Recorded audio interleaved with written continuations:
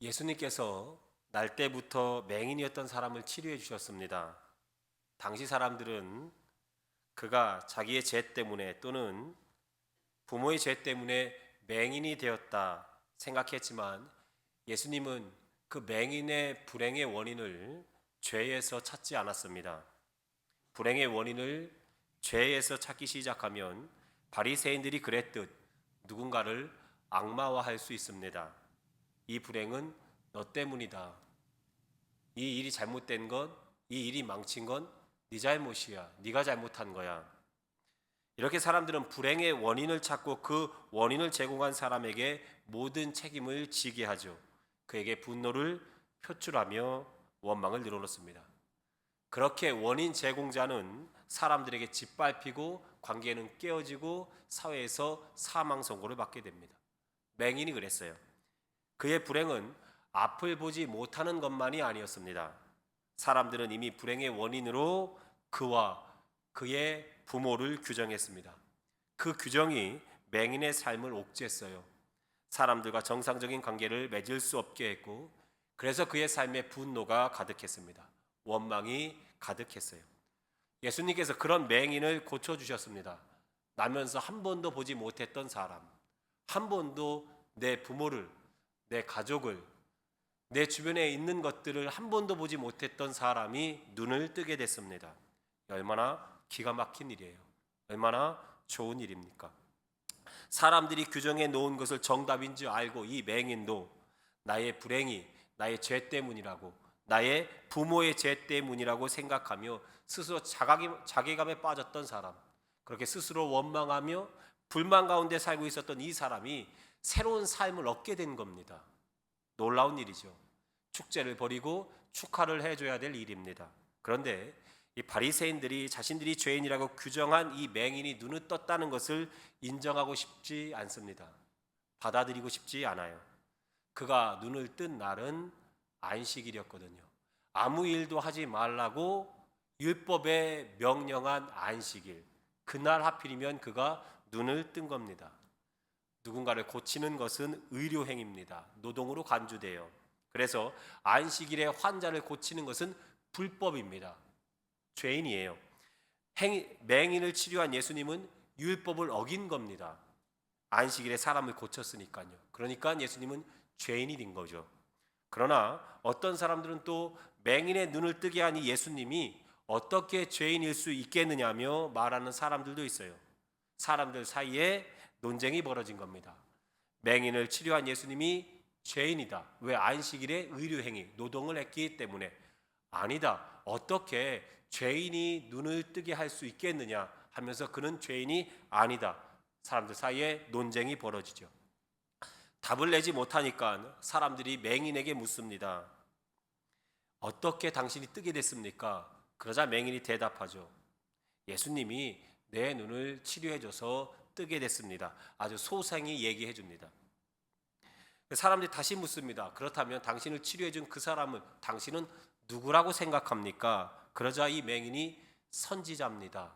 라고 대답을 하죠. 그러니까 하나님께서 보내신 분이라는 것을 에둘러서 선지자라고 표현을 했던 겁니다.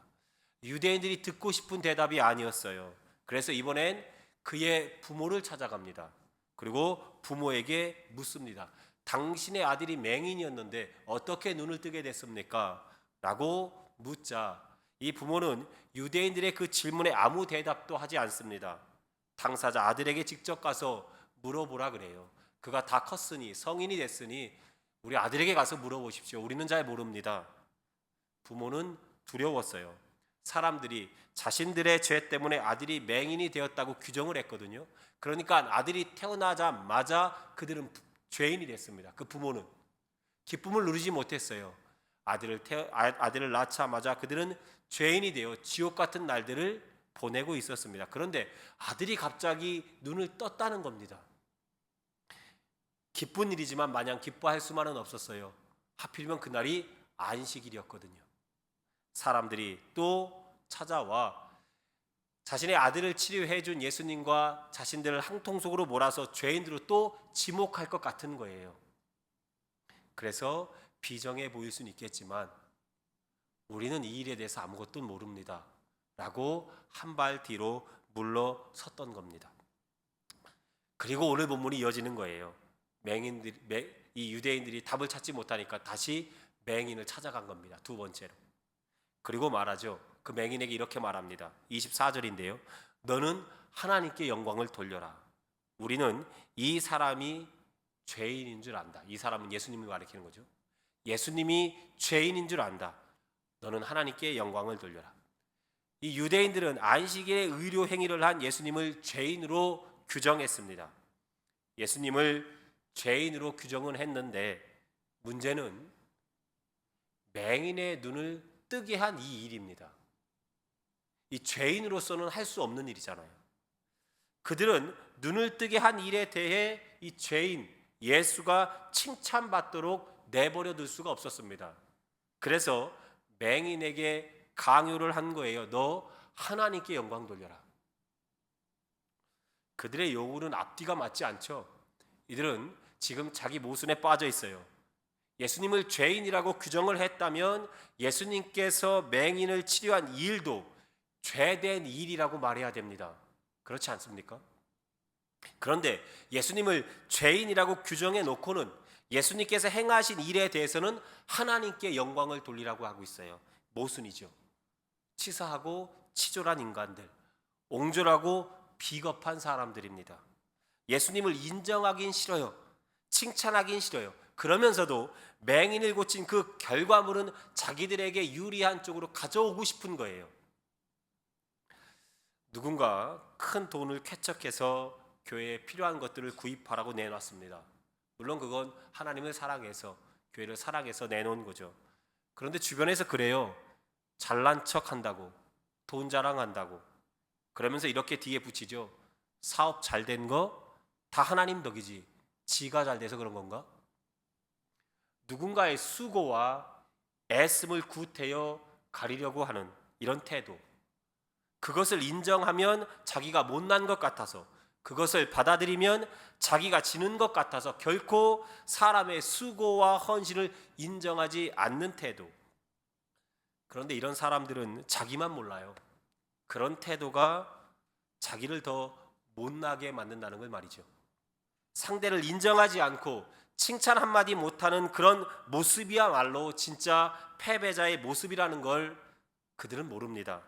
사랑하는 성도 여러분, 누군가 애쓰고 누군가 수고하고 있다면 인정해주는 그런 넉넉한 사람 됐으면 좋겠어요. 수고하고 애쓰면 잘하고 있다, 힘내라, 그렇게 위로하고 힘을 북돋아주는 그런 믿음의 사람들 될 수 있기를 주님의 이름으로 축복합니다. 유대인들이 예수님을 죄인이라 규정하며 맹인이었던 사람에게 하나님께 영광을 돌리라고 하자, 이 맹인이었던 사람이 25절에 예수님이 죄인인지는 모르겠고 자신이 아는 것 딱 하나 있는데 그건 이제 내가 볼 수 있게 된 겁니다 라고 대답을 하죠. 유대인들이 다시 맹인이었던 사람에게 이렇게 묻습니다. 26절인데요.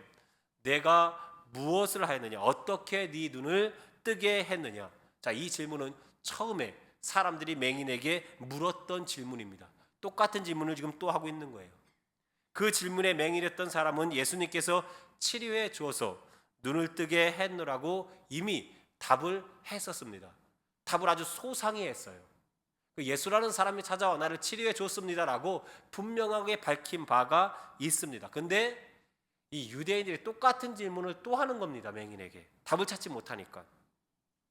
그러자 27절에 맹인이었던 이 사람이 참다 못해 이렇게 대답을 하죠. 약간 발끈하면서 대답을 했습니다. 이미 말해 줬는데 왜 와서 또 묻느냐고 그렇게 대답을 해버려요. 그러면서 이 맹인이었던 사람이 유대인들을 도발하죠. 이렇게 말합니다. 당신들도 그의 제자가 되려고 그럽니까? 비꼬면서 말한 겁니다. 당신도 예수의 제자가 되라고, 그 사람의 제자가 되려고 이렇게 자꾸 묻는 거예요? 라고 이 유대인들을 도발하죠. 그러자 이번에는 유대인들이 발끈합니다. 28절에 이 유대인들이 맹인에게 욕을 퍼붓습니다. 그러면서 이렇게 말해요. 너나 그의 제자가 되라.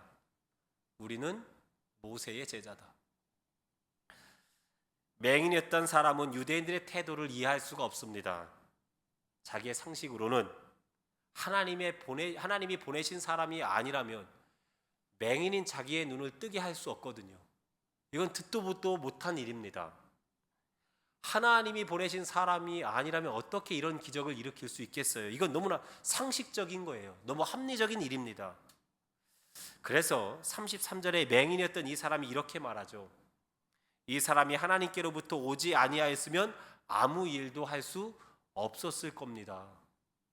그러자 또다시 유대인들이 화를 내죠. 34절인데요. 그들이 대답하여 이르되 내가 온전히 죄 가운데서 나서 우리를 가르치느냐 하고 이에 쫓아내어 보내니라. 유대인들이 또다시 못난 짓을 합니다.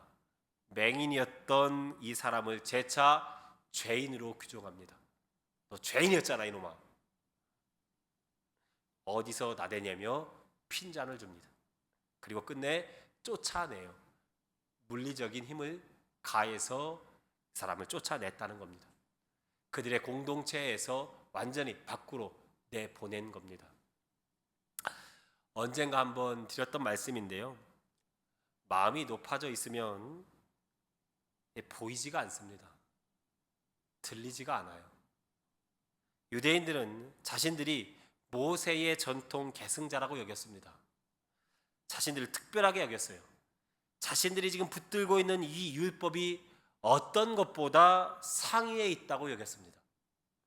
마음이 높아져 있자 예수님께서 맹인을 치료해 줬는데도 예수님을 하나님이 보내신 분으로 여기질 않아요. 하나님께서 예수님을 통해 그들의 눈 앞에서 지금 생명을 살리고 있어요. 새 창조를 일으키고 있다고요. 창조주 하나님께서 예수님을 통해 새 창조의 일을 지금 행하고 있는데도 보이지가 않습니다. 들리지가 않아요. 누가 맹인인지 모르겠습니다. 유대인들이 이 맹인이었던 사람을 쫓아내며 했던 마지막 말에 이런 표현이 있죠. 34절을 보면 우리를 가르치려느냐. 그들의 마음이 얼마나 높아져 있는지 알 수 있는 대목입니다. 그들은 배울 것이 없어요. 그들은 배울 마음이 없습니다. 그들이 알고 있는 것이 답이에요.